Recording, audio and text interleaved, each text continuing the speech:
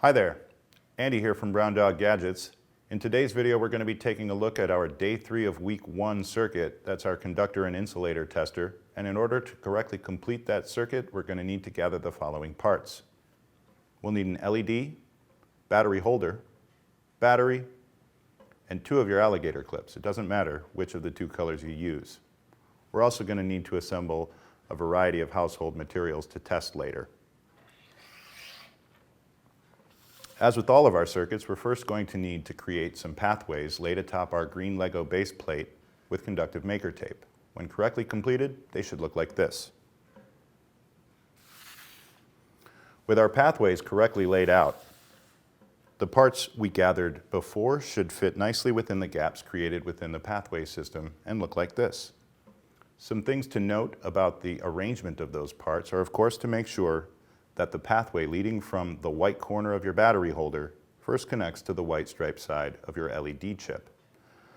The 2 unattached maker tape pathways should be clipped to their own alligator clips.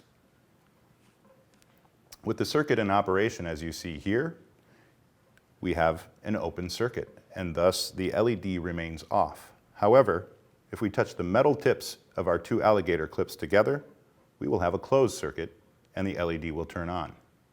With this device, we can now test household materials, like this wooden popsicle stick, by clipping the 2 alligator clips to it and observing what happens at the light.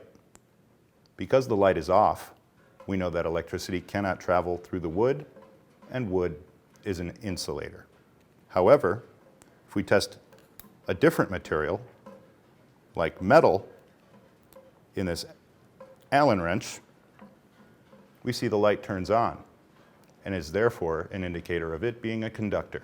Now you can test a whole variety of household items on your own to determine whether they are conductors and insulators themselves.